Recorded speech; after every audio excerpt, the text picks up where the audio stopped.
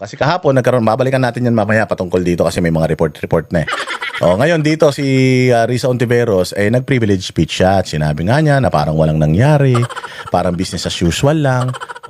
Na parang ang dating kay sa mga nasa Senado nung nagkaputukan, they're still highly emotional. Maaring business as usual because napakaraming problema naman talaga ng Pilipinas eh. Napakagaling nga ni Alan Peter Cayetano eh. Kasi imagine ninyo sasabihin nito ni Risa Ontiveros na parang walang nangyari pagdating ng Lunes, business as usual kagad. Akala ko ba gusto niyo forthwith? Nasira kasi dito mga bossing yung kanilang pang-uurot na kaya nagkaroon ng palitan ng liderato sa Senado para hindi asikasuhin yang impeachment. Lunes na Lunes, kinalunisan, nag-convene kaagad sila as an impeachment court. So nasira yung kanilang mga sinasabi. Yung mga bobong mga vlogger, mga inutil na mga media na nag-float ng idea na the reason why kinuha kay Tito Soto yung pagiging Senate President, it's because dito sa impeachment na ito. Anak ng tinapay. Dati rin naman, ba't galit na galit sila na inagaw or naagaw kay Senator Tito Soto yung pagiging Senate President? Ginawa din naman nila yan kay Chis Escudero. Ginawa din naman ni Chis Escudero yan kay Mig Zubiri. So, nangyayari yan. That is part of the process, the system, and the democracy dyan sa Senado. Kasi numbers game talaga sa Congress and Senate. So, kahit bukas magkaroon ng palitan ng liderato, kahit araw-araw magkaroon ng palitan ng liderato, that's how it goes. Wala namang mandate ang isang Senate President to be the Senate President for 2 straight years. Then after that, there should be an election to vote for another Senate President, or if he's gonna stay for ma-extend yung kanyang term as Senate President. Wala mang ganun. Yung Senate Presidency, ano lang yan, nakabase yan sa loyalty ng mga senador sa'yo. Ganun yun. So ngayon, mga bossing, sinabi nila na kaya inagaw dahil sa impeachment, napahiya sila. Kasi nga, nag-forthwith, nag-start yung impeachment, yung simula ng proseso ng impeachment, nag-push through. Ngayon, nagagalit to si Risa Ontiveros dahil daw Lunes na Lunes, hindi man lang daw natalakay. Imagine ninyo, kung tinalakay, inuna ni Alan Peter Cayetano, parang nga wala kayong masabi. Parang nga wala kayong masabi, nasikaso ko na nga itong impeachment, ayaw nyo pa rin. Kung halimbawa, hindi ko muna inasikaso yung impeachment nung Lunes, inuna ko tong nangyari sa Senado. O di ibig sabihin, mas mukhang staged yung barilan. Kasi nga, pwedeng sabihin na, kaya nagkabarilan, di ba? Sinabi nila, kaya nagkabarilan, kaya para patakasin si Bato. Ano pang isang sasabihin nila? Kaya nagkabarilan yan, para yan ang unahin nila na hearing, hindi yung impeachment. Sala sa init, sala sa lamig kayo eh.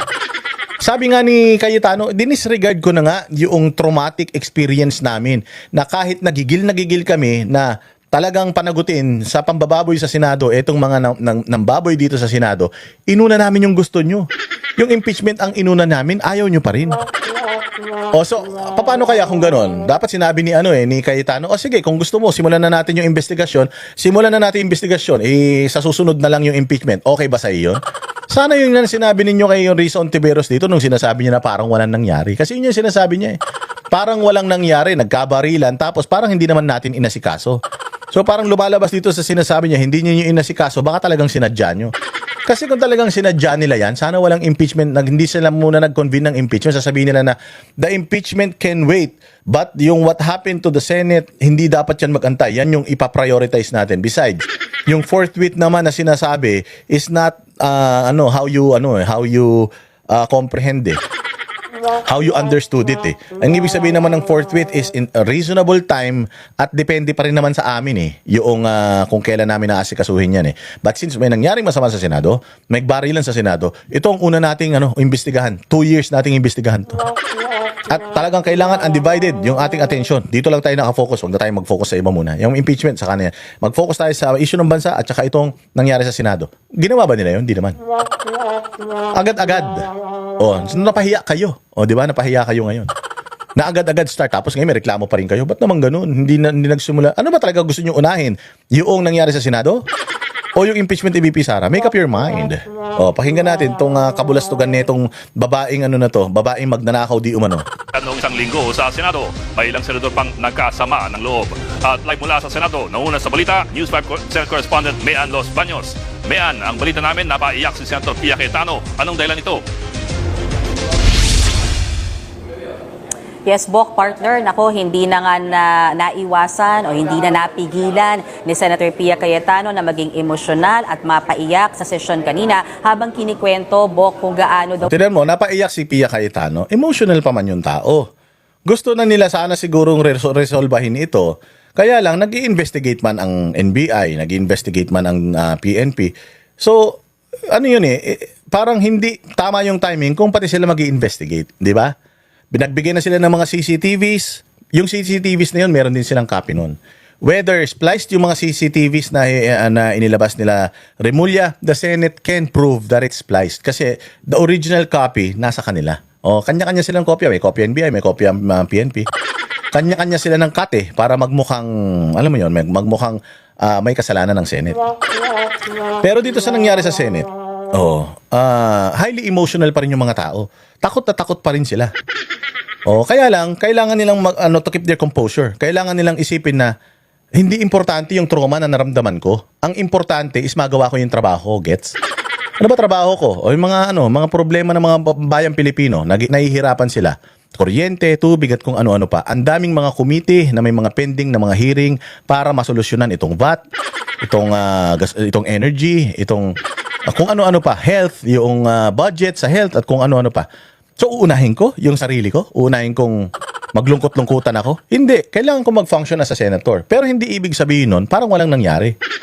Yung yung trauma ko, isa-set aside ko. Para sa kapakanan ng mga Pilipino. Kasi kahit naman traumatized ako, wala naman pakialaman Pilipino Kasi hindi naman ako hinalal ng mga Pilipino dahil sa emosyonal na nararamdaman ko Gets ninyo? So the trauma is still there. They're trying to keep their composure para makapag-function sila dahil yun naman ang inaasahan ng tao sa kanila. Tapos etong mga wala dyan sa pangyayari, sila yung magagaling magsalita. Yung mga hindi naka-experience, sila yung magaling mag-pressure. In the first place, sinet aside nga netong mga traumatized na mga senador, yung kanilang trauma, just for them to function na kagad as an impeachment court impeachment judges. Inasikaso na nga nila yun Kung ako lang yan, gusto ko rin unahin na natin to. Putya, munti kami mamatay dito. Ilang bala yung pinakawalan dyan sa barilan na yan So dapat unahin namin yan. Pero iset aside natin yung personal kasi personal yan Iset aside na natin yung personal. Magtrabaho na tayo para sa bayan muna. Kasi ang pangit na parang nasaktan ako. Unahin natin yung kapakanan ko. Hindi. Unahin natin yung kapakanan ng tao. Impeachment. Kasi sabi niyo for accountability and transparency. Yung mga komite, yung mga resolusyon ng mga paghihirap ng bayang Pilipinas. 'Di ba? Yun yung unahin natin.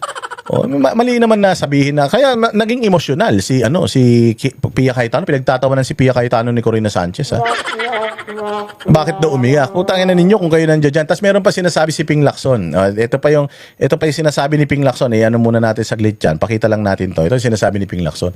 Kasi daw umiyak siya doon, hindi man lang daw sila kinamusta. Sabi, paano mo ba naman kakamustahin ng mga masasayang nagkakainan, nagkakape at nag-FB live pa para pagbintangan ng minority block? So gumaganti ka.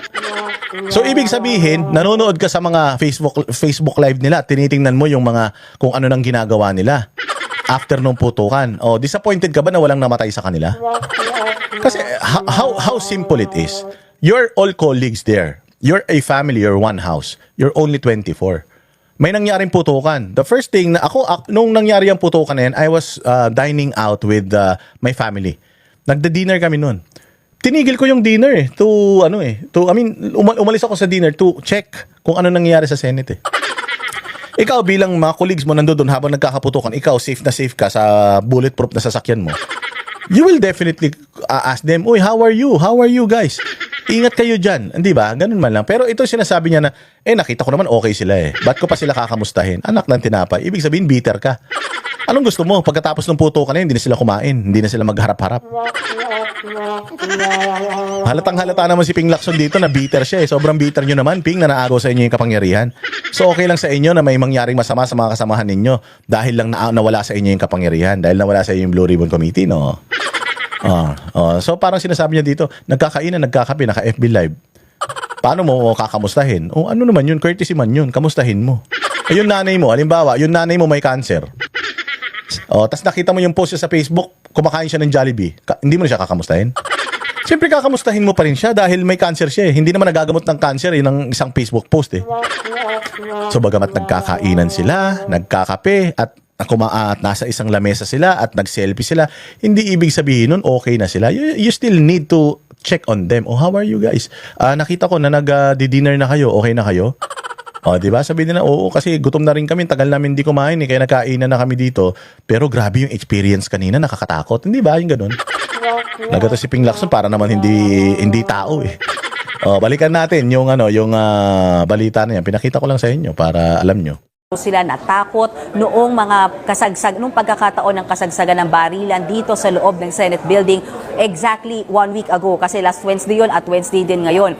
Talagang napaiyak si Senator Pia Cayetano dahil grabe daw yung takot na dinanas niya at ng kanyang staff lalo't malapit lang kung saan silang room nandoon yung nangyaring barilan. Pero bago yung emosyonal na pahayag ni Senator Pia Cayetano, nagsalita muna sa simula ng sesyon si Senator Erwin Tulfo at ipinunto nga niya yung mga alegasyon na di umano may tip daw na nakuha yung mga minority senators kaya nagsiuwian sila ng maaga at wala sila dito nung panahong nagkakaroon ng gulo at barilan sa loob ng Senate building. Hindi raw yan totoo, sabi ni Senator Erwin Tulfo. Kaya sila umuwi ng maaga dahil dapat kasi merong caucus o meeting yung pangkalahatan ng mga senador. Pero last minute, sinabihan daw sila na majority members na lang o majority block members na lang. So ano nga naman daw ang gagawin ng mga minority block members kundi umuwi na lang. Bok, narito ang bahagi. Yan, okay na eh. Meron na kayong reason eh. Umuwi kami ng sabay-sabay. Wala natira sa amin kahit isa.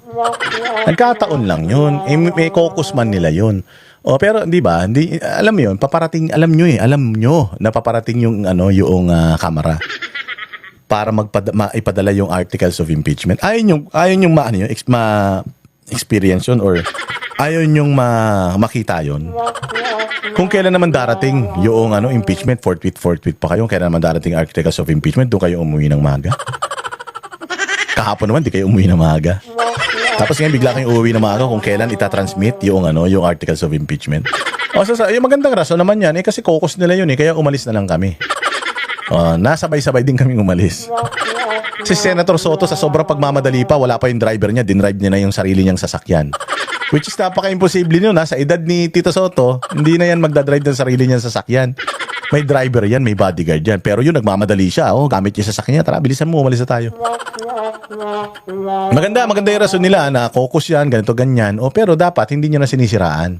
Kasi ang sinabi lang naman ng Senado, parang may nag-abiso sa kanila, sabay-sabay silang nawala ngayon, pwede na sabihin na that's irresponsible. Walang nag-abiso or walang something, umuwi lang kami. Hindi naman masama yun.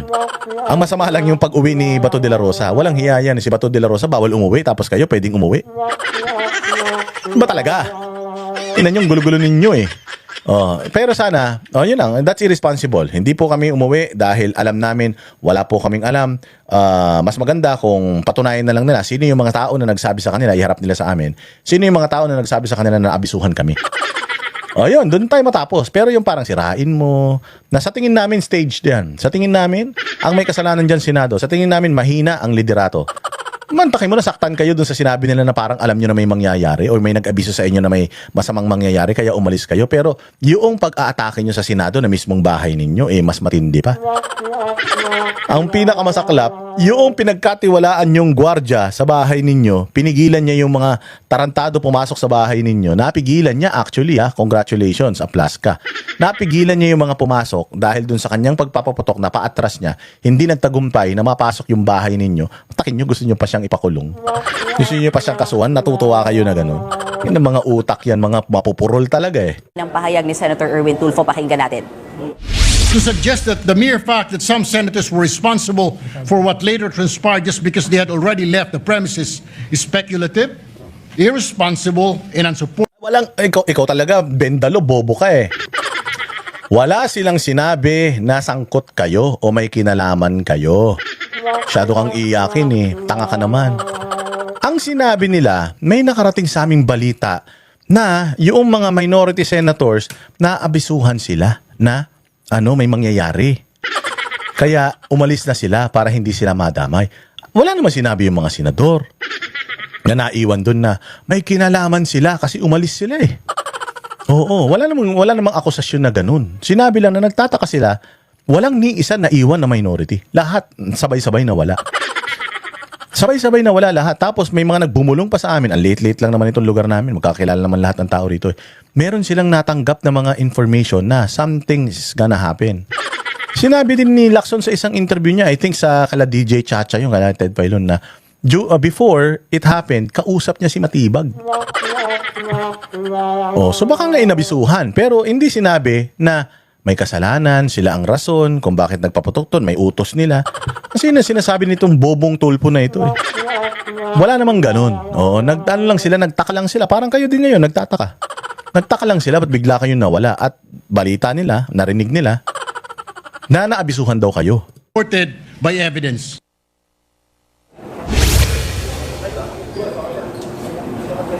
Bok, nagsalita rin si Senator Risa Hontiveros at sinabi nga niya na sobrang pambabastos naman sa institusyon ng Senado yung nangyaring nagkaroon ng kasahan at Sobrang pambabastos talaga. Dapat nga sa pambabastos dyan sa Senado, you're one with the Senate. Sino ba yung umatake sa Senate? NBI. Sino ba yung nagpaputok toward Senate? NBI. Sino ba yung una palang araw nanggugulo na dyan sa Senate, naghahabol ng mga senador? NBI. So dapat, ang kino-call out mo dito, NBI, hindi yung mga kasamahan mong senador. Kasi yung mga kasamahan mong senador, pumunta sila dyan para magtrabaho bilang senado. Ngayon, itong mga taga-NBI, pumunta dyan, ginulpi pa yung taga-USAA, which is taga-Senate. Wala kayong masasabi doon. Tapos dito sa nangyaring putukan, meron na kayong nasasabi na kesyo, nababoy ang Senado. Nababoy pala yung Senado. Sinong bumaboy sa Senado? Si Aplas ka? Siya ang bumaboy sa Senado? Trabaho niya ba na baboyin yung Senado? Kalinaw-linaw naman doon sa mga kuha ng CCTV footages.